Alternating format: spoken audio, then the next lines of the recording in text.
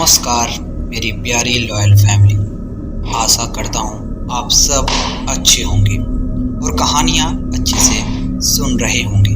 तो आज की कहानी है टेम्पो ड्राइवर रामलाल की, जो अपनी बेटी की शादी के लिए सामान लेने जा रहा था, लेकिन गांव के दबंगों ने उसे मार दिया था।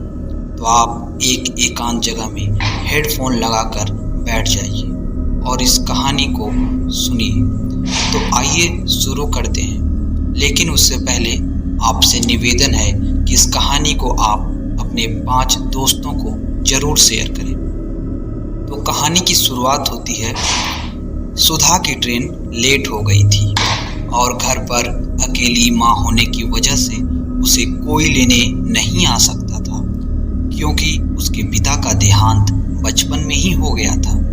स्टेशन पर आके उसे पता चला कि आज ऑटो वालों की हड़ताल थी। माँ का फोन भी लगातार आ रहा था। उसके घर के रास्ते में थोड़ी दूर तक कुछ सुनसान जगह थी, जहाँ लोग अकेले जाने से डरते थे। उनका मानना था कि वहाँ कुछ अजीब घटनाएं होती हैं और उस रास्ते पर शराबी और जुआरी ज़्यादा होते हैं। आज ऑटो रिक्शा चालकों की हड़ताल होने की वजह से उसे कोई रिक्शा भी नहीं मिल रहा था। फोन भी डिस्चार्ज हो चुका था और आगे पीछे कोई नहीं दिख रहा था जिससे सुधा मदद मांग सके। सुनसान सड़क पे वो अकेली चली जा रही थी कि तभी उसे कुछ दूर पे कुछ लोग दिखे। उसने सोचा कि आगे जाके इन लोगों से मदद मांग लेती हूँ। वो तेज कदमों से आगे बढ़ने लगी। तभी वहाँ मौजूद उन लोगों की नज़र उस पे पड़ गई। वो लोग सुधा को अकेला देख के परेशान करने लगे। अब सुधा मदद मांगने की बजाय वहां से अपने आप को सुरक्षित करने के लिए तेजी से दौड़ने लगी। सुनसान स्थान होने के कारण वो किसी से मदद भी मांगने में असमर्थ थी। उसे पछतावा होने लगा कि उसने शॉर्टकट रास्ता क्यों चुना। उस रास्ते से लोग शाम के 6 बजे के बाद नहीं आते जाते थे। वो लगातार भगवान को याद किए जा रही थी कि तभी उसे ऑटो रिक्शा की आवाज़ सुनाई दी। उसने हाथ देके रिक्शे को रोका। अंदर एक लड़की बैठी थी, तो उसे थोड़ी राहत महसूस हुई। उसने ऑटो रिक्शा चालक से बोला, चाचा जी आगे रामपुर तक छोड़ देंगे क्या? बड़ी कृपा होगी आपकी। पीछा कर रहे लोग ऑटो वालों को देख के रुक गए। उसने अपने कैमरे से उस ऑटो वालों की फ़ोटो ली। ऑटो वाला तैयार हो गया। फिर उसने सुधा को बोला, क्यों बेटा, आपको पता नहीं था कि यह रास्ता सुरक्षित नहीं? आए दिन यहाँ घटनाएं होती रहती हैं। हाँ चाचा, सुना तो है, पर आज ट्रेन लेट हो गई। मैं थोड़ा जल्दी में थी और यहाँ आके पता चला कि ऑटो रिक्शा की हड़ताल भी है, तो सोचा शॉर्टकट ले लूँ। उसने बगल में बैठी लड़की से बात करनी चाहिए। उसने उसको बोला, हेलो, आपको कहाँ तक जाना है? इतना सुनकर वो लड़की को देखने लगी। सुधा के बोलने पर भी उसने कोई जवाब नहीं दिया। बेटा, एक बात बोलूं, बुरा मत मानना। मैं तुम्हारे पिता के उम्र का हूँ, इसलिए समझा रहा हूँ। कभी भी कितनी भी जल्दी क्यों ना हो, कभी भी शॉर्टकट रास्ता मत चुनना। हमेशा सुरक्षित रास्ता ही चुनना। जी चाचा, सही कहा आपने। आज के बाद आपकी बात का ध्यान रखूंगी। पर आज तो हड़ताल थी, तो आप रिक्शा लेके कैसे निकले? सुधा ने पूछा। अरे बेटा, यहाँ किसी में इतनी हिम्मत नहीं जो मुझे रोक सके। मैं रामलाल अपनी मर्जी का मालिक हूँ। मैं यहीं बगल के बस्ती गांव में ही रहता हूँ। ये मेरी बेटी है, इसकी शादी है। 2 दिन बाद इसको ही बाजार से सामान दिला के ला रहा था। ये लीजिए, आ गया आपका घर। जी चाचा, बहुत बहुत शुक्रिया। सुधा ने जैसे ही पर्स में हाथ डाला तो देखा उसके पैसे वाला बटुआ गिर चुका था। उसने उनसे उनका पता पूछना चाहा। पलट के देखा तो ऑटो रिक्शा जा चुका था। वो घर आके सोचने लगी कि इतनी जल्दी वो कहाँ गए कि मैं देख भी नहीं पाई।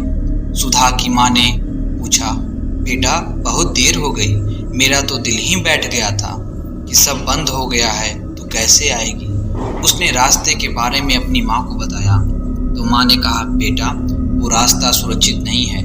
उस रास्ते से तू क्यों आई? हाँ माँ, तुम बिल्कुल सही कह रही हो। मैं भी डर गई। तो एक अच्छा ऑटो रिक्शा वाला मिल गया जिसने मुझे यहाँ तक छोड़ा।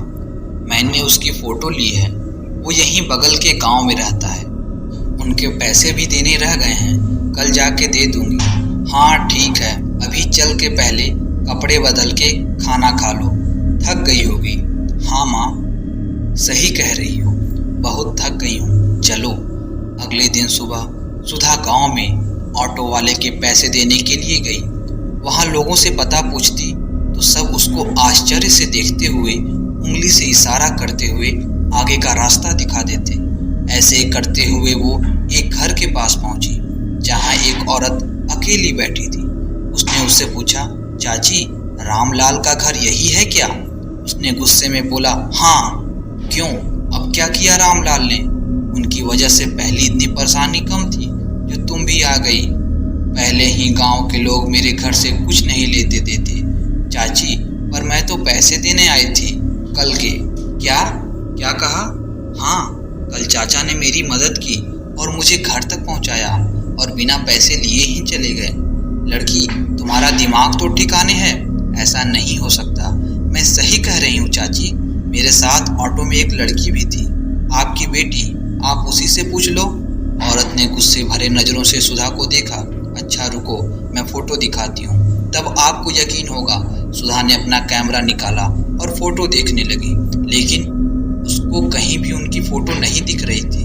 तभी जोर जोर से लोगों के चिल्लाने की आवाज़ आई, अरे रामलाल ने आज भी 4 लोगों की जान ले ली, चारों ने शराब भी रखी थी, पुलिस लाश लेके आई है। भाग के सुधा ने भी बाहर जाके देखा तो वो वही लोग थे जो रात में उसे परेशान कर रहे थे और वो मर चुके थे। सुधा के पूछने पर पता चला कि रामलाल का भूत उस रास्ते पर रहता है जो शराब पिए हुए नौजवान लड़कों को मार देता है। अगर किसी लड़की के साथ कुछ गलत करने की कोशिश करते हैं तो गांव की एक औरत ने सुधा को बताया कि गांव के ही कुछ दबंगों ने चलती ऑटो से उतार के उसको मार डाला था और उसकी बेटी को भी। तभी से उसकी आत्मा उस रास्ते पर दिखती है और कोई भूल कर भी उस डरावने रास्ते से नहीं जाता। सुधा को यकीन कर पाना मुश्किल हो रहा था कि जिसने उस रात उसकी मदद की वो भूत था, और इस तरह सुधा सोचते हुए अपने घर पर चली जाती है। तो आज की ये कहानी थी। आशा करता हूँ कि आपको बहुत पसंद आई होगी। तो मिलते हैं अगले वीडियो में एक नई कहानी के साथ। तब तक के लिए नमस्कार।